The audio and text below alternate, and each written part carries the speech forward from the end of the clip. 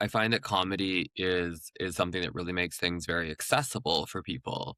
And I love using comedy to talk about transness because I feel like a lot of well-meaning allies are very scared to say the wrong thing.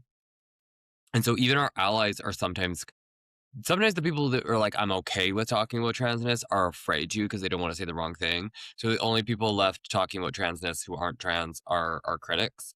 And that doesn't feel great. So I like to give people permission to enter those conversations by talking about my transition journey and also just knowing that like so many few people have actually met one of us or close enough to talk to us. So yeah, am I going to make a joke about being a 40-year-old woman and getting a vagina? Yeah, I am because I can see the humor in that.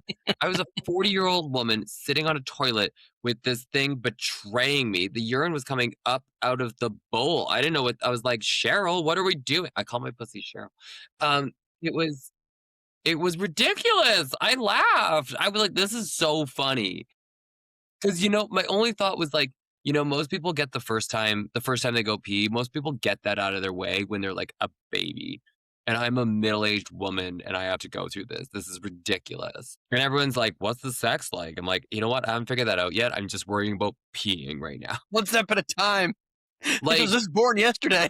everyone's worried about trans women peeing in the bathroom because they're worried about sexual assault. You should be worried about us making a mess. We can't control it. Right? I went from a laser pointer to a fire hose. I am a menace. Yes. Yes. Oh my gosh. Yes. Stream my albums on Spotify. You'll hear more. May have to now. That's Oh, what. I got 2 albums on Spotify or Apple Music or I'm on Deezer. It's under my drag name, Karla Marx. Karla with a K, Marx with an X. yes, absolutely. Oh my gosh. Yeah. And I mean, that's just it is like after doing that whole bottom surgery thing is just Yeah. like, yeah, It's intense. you're trying to refigure all of that. Oh, well, trying to have sex with it, you're like, as I said, I'm a lesbian. I was like pretty experienced with these things, should be fine. But it's like going to a restaurant as a customer and then thinking you could run the restaurant. You're like, my experience is very different. I don't know. I know how to eat here. I don't know how to serve this. Oh my gosh. I'm still the Yes. laser pointer side of things, so I got no frame of reference. Good for you. You can still write your name in the snow. One of the fringe benefits, I suppose, is still being Yeah. able to. I put it down as like hieroglyphics. They're like, what? Bird? Oh my gosh. I used to do a lot of camping, and my mom had one of those. I don't know what they were called. They had like 4 different. Shiwis. Yeah, one of Or those. Sheenus. And I guess now someone could try and see if they actually work. Who can report back? I don't know.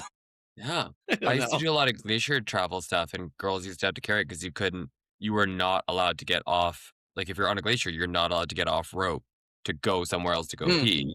So you're peeing on the skin track. So that means like, yeah, you unzip, you use that. You don't like, you want to dive for a little bit of privacy. Also, it's a glacier. Where are you going? There's nowhere to hide.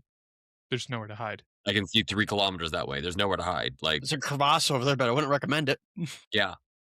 So you're peeing on rope, which means a sheenus. Humans, what do we think of next? What will we think of Equal next? rights. It'd be nice.